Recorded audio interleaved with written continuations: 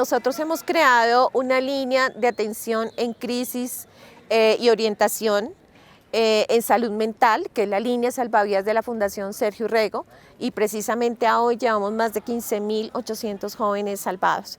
Así es que pueden acudir a través de todas las redes sociales de la Fundación. El número de la línea es 311-766-8666. Sin embargo, sé que a los jóvenes les gusta mucho más escribir, entonces también estamos abiertos por WhatsApp. Tal vez una de las cosas más difíciles es que la gente entienda que todos los seres humanos somos únicos y que mientras no ampliemos nuestro corazón, nuestra mente y nuestras actitudes, mucha gente seguirá muriendo porque no logramos entender el verdadero sentido de la inclusión. ¡No podemos parar! ¡No podemos parar! ¡No podemos parar!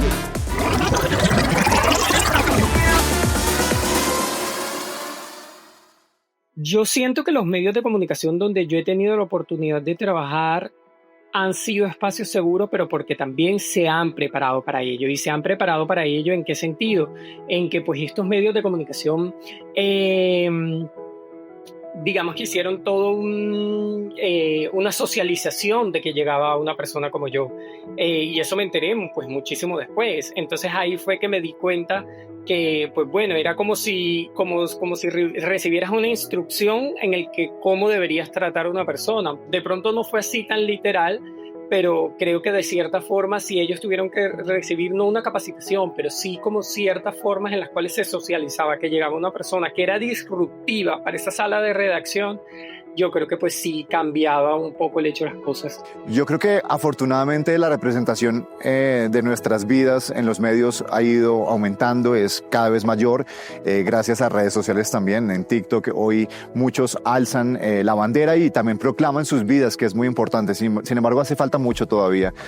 Todavía es importante entender por qué nuestras vidas importan, por qué no es, por qué no hay que rechazar, por qué no hay que discriminar. Eso todavía yo creo que estamos en mora de ponerlo a discusión en los medios de comunicación. Ya vemos que no hay ni en RCN, ni en el Canal 1, ni en Noticias Caracol, ninguna persona trans presentando noticias. De hecho, en City TV y en El Tiempo tampoco lo hay. Entonces, ahí es cuando uno se da cuenta que no creo que sea, porque yo conozco chicas trans que han terminado con mucho sacrificio y batallas la universidad y se han graduado de comunicación social y periodismo, pero son muy pocas las que tienen la oportunidad y el acceso a los medios.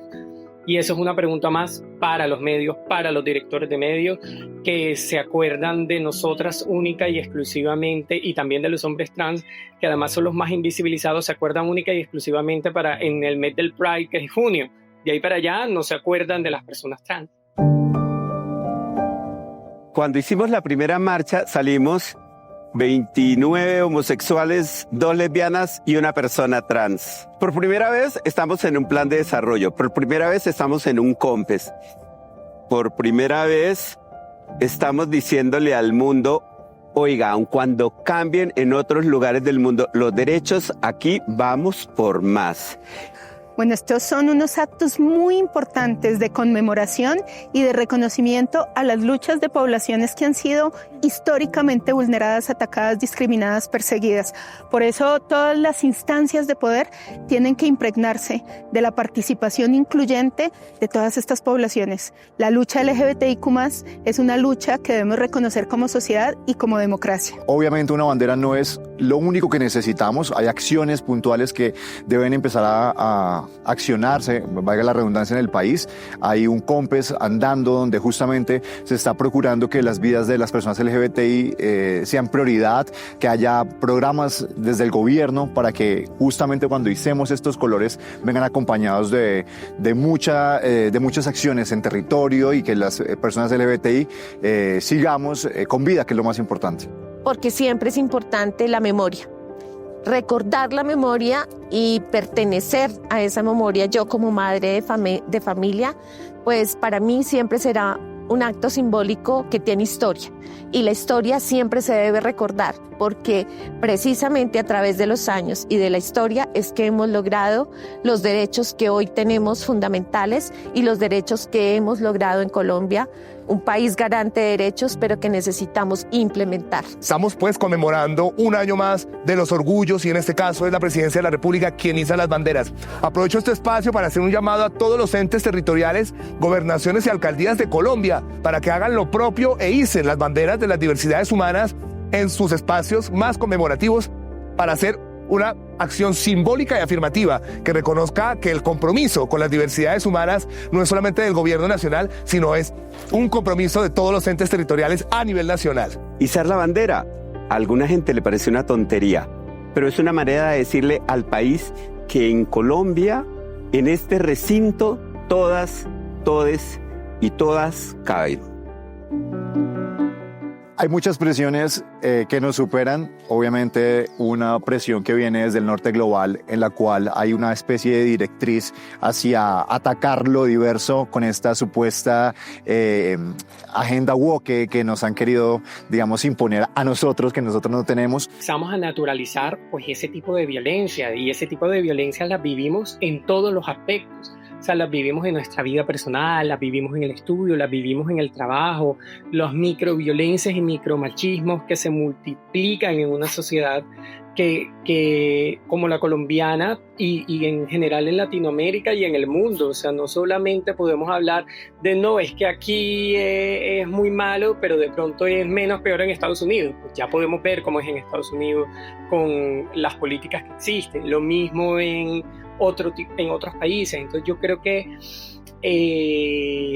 claro que he vivido múltiples violencias. Si me preguntas específicamente por una que recuerdo mucho fue, yo no tenía más de 25 años y estaba estudiando una maestría becada por CLACSO, que es el Consejo Latinoamericano de Ciencias Sociales, y CONACYT, que es como el Conciencias per México, y el rector de la universidad decidió, sin ninguna otra palabra, excusa y razón, sacarme de mi cuarto y último semestre porque simplemente él no quería que me matriculara.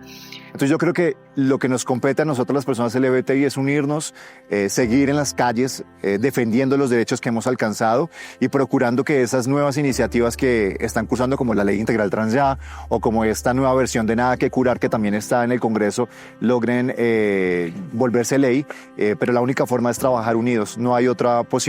Nos quieren ver atacándonos entre nosotros, pero la única respuesta que nos queda es trabajar ahí sí como personas que tienen un mismo ideal y es los derechos de las personas diversas. Cuando confrontamos los discursos de odio con amor, siempre gana el amor.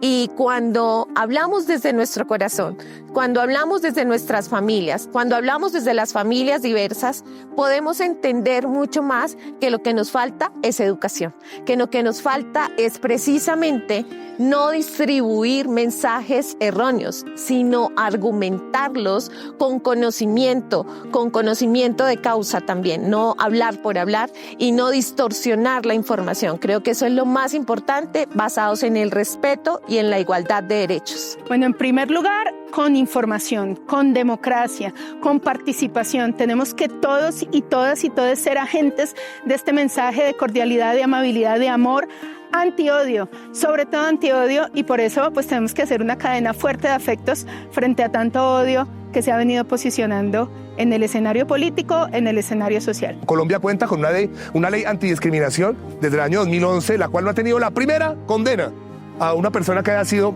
victimario de las diversidades humanas a razón de su orientación sexual e identidad de género.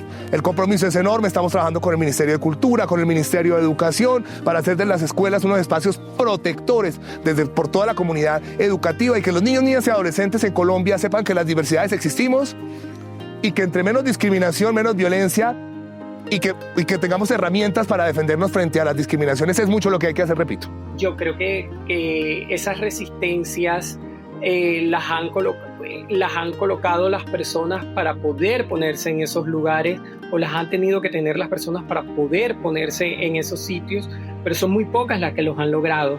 Sí hemos tenido personas de presentadoras, lo que te decía, trabajando en shows, con una representación en televisión, pero eso no es lo mismo que tú entras a una sala de edición y te vas a encontrar con una editora trans. No es tan común de que tú llegues ahora mismo a cámaras en el medio en el que trabajas y te encuentres un camarógrafo que es un hombre trans. De que los hay, claro que los hay, y claro que hay medios que tienen esa oportunidad, pero no tienen esa misma visibilidad porque depende del medio, depende de las personas también, porque saben de que si pues obviamente tú hablas abiertamente de tu identidad de género o de tu identidad sexual, evidentemente te estás exponiendo. Yo creo que más que pedirle a la sociedad derechos para nosotros, le pedimos que abran el corazón, que abran la mente y se atrevan a amar como Jesús dijo que amaran. Pues la ley integral trans ya es en este momento quizás la prioridad que tenemos las personas LGBTI en Colombia. Ya hay un primer paso que lo logró la Cámara, pero todavía hay 3 discusiones muy fuertes que darse y digamos que los sectores ultraconservadores van a dar la pelea en el sentido de querer imponer una cantidad de desinformación para, digamos, empañar este proceso, pero también veo muchos liderazgos en el Congreso. Bueno, una agenda legislativa muy importante, nada que curar, ley integral trans, pero también una agenda de contención a unas agendas antiderechos que vienen posicionándose en el Congreso de la República que no permitiremos que pasen, y son las agendas que van en contra de los derechos de las infancias trans, de las personas diversas, de toda una comunidad que tiene derecho, ya tiene derecho por la Constitución, y tenemos que hacerlo explícito y tenemos que garantizar que la sociedad pues también lo asuma. Es un momento histórico en Colombia que podamos tener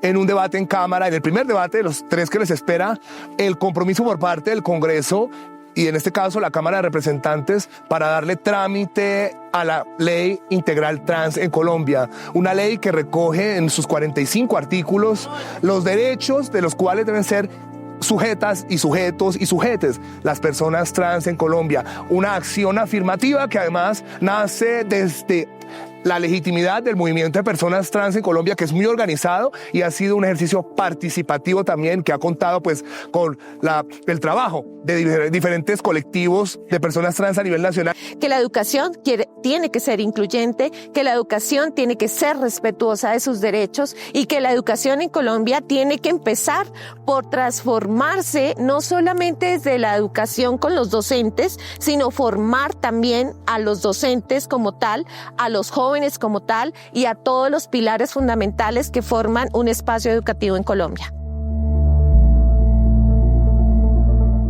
Que no tengan miedo, porque sé y entiendo que muchas veces tenemos miedo porque escuchamos muchas cosas negativas afuera.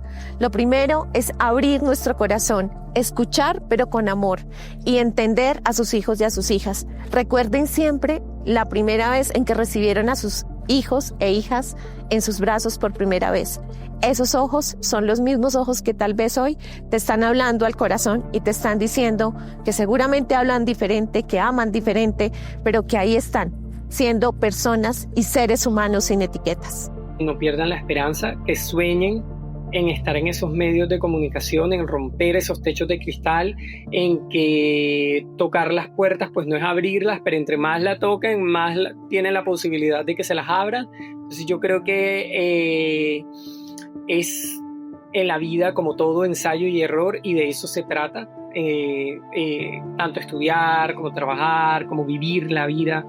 Entonces es una invitación a que no se rindan, y si ese es su sueño, pues que sueñen hasta el último momento por cumplir y por llegar a esa meta que es trabajar en un medio de comunicación, sea el medio de comunicación más pequeño o sea el medio de comunicación más grande. Los sueños sí se cumplen y yo soy un ejemplo de ello.